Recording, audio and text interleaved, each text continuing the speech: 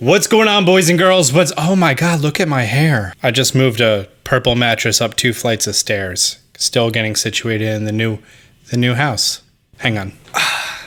That's not better. Also, I don't have my hats here yet. What's going on, boys and girls? What's up, world? Austin John Plays here, and today we're going to be talking about the world's first Nintendo Switch controller with built-in voice control. It's almost sad that I'm reporting on this, that this is a technology that's literally built into the PlayStation 4 controller, and pretty sure also the Xbox controller, but we have never had in a Nintendo controller before, to that of my knowledge, other than if you want to include, I don't know, the microphone from Hey You Pikachu. Nintendo Life reports pre-orders go live for the new Switch controller with integrated voice chat and audio jack. First of all, it's red camo, and I love it. So this controller comes to us from PDP. They've made a bunch of Nintendo Switch controllers before. I believe they did the Faceoff controller. Okay, so they also did the Pikachu Gamecube controller, and yes, the Faceoff controller. It's a pro controller. You plug it in, and then you swap off the face plates,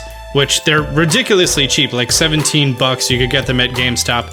I believe Spawnwave did a teardown of one. But revealed at the beginning of April, the new Faceoff Deluxe Plus audio wired controller from PDP has an audio jack for integrated game chat. Now, do keep in mind this is only for games that support voice chat in the game, as opposed to games like Splatoon 2, where you have to have the Nintendo app in order for it to actually work.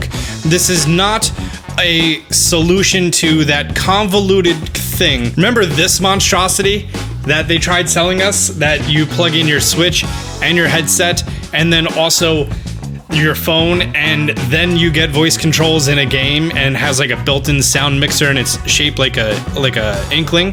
Unfortunately for games like Splatoon, you're still going to have to use something like this. However, games that have in-game voice chat, like Fork Knife, then you're going to be able to use the brand new controller for it. So, as the previous Face-Off controllers, the faceplate is removable and you're able to put it on and off. It also looks like they may have fixed the sticks, having that weird texture in the middle and then not having a texture on the outside. And then also really interesting is there's a small button down here next to the right analog stick for button function that I'm assuming, and you know what happens when you assume, I'm assuming that makes it so the D-pad switches between D-pad control and voice control, which sounds pretty fantastic. I would assume this is going to be a TRRS jack, which, if you don't know, this is a TRRS jack. It's essentially the headphone with 3 lines on it. That means that you have left audio, right audio, and microphone in.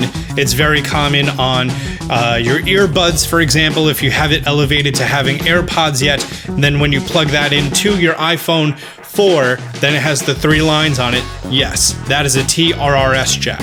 One of the biggest complaints as far as the PDP Face-Off controllers is that for some reason they decided to swap the plus minus and the screenshot home buttons. So when you're used to moving your finger just to the left of the Y button for the home button, that's now going to be the plus button, and vice versa. So you're it's going to take some getting used to. Also, supposedly the travel on these controllers, the buttons, are very deep because they do need to go through that faceplate, as opposed to the traditional Pro controller, which has it like instantaneous. As soon as you click down, there's barely any travel before the actuation point. But most importantly, this is a pioneer in the space of having an audio jack inside of a Nintendo controller. It's kind of ridiculous that this is where we are now, that finally someone made a controller with a headphone jack. It's probably not a fantastic controller, but for 25 bucks for a Pro controller, and if you play a game that has supported voice chat,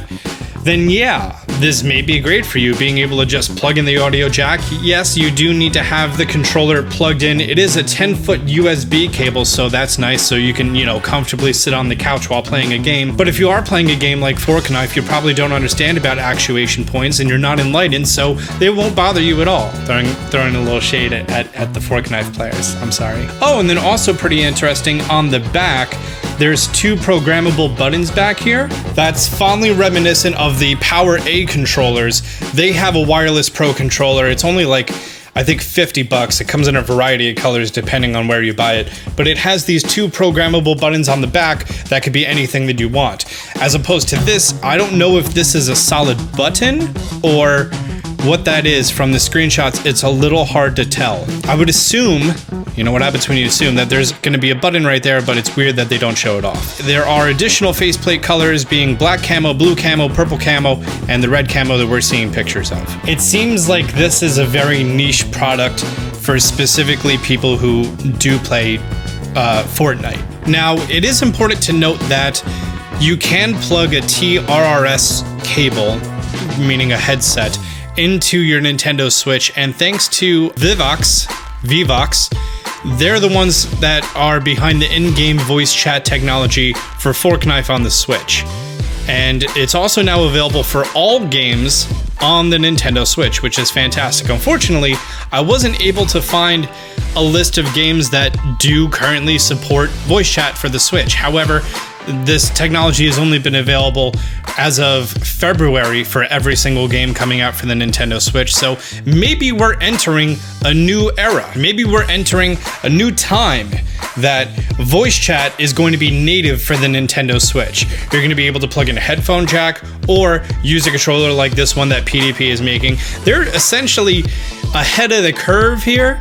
It would be nice if the official Nintendo Switch Pro controller had that voice chat support.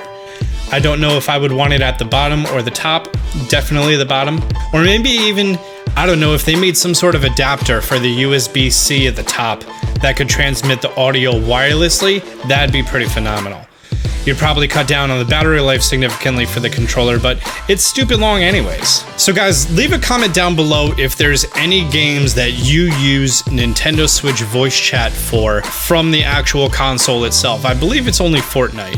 But if there's any other game, let me know. And if this seems like a promising controller for you. Alright guys, that's going to be wrapping up this video. If you learned something new, be sure to leave a like down below. If you're new to the channel, be sure to subscribe, turn on notifications. Until next time, Austin John out.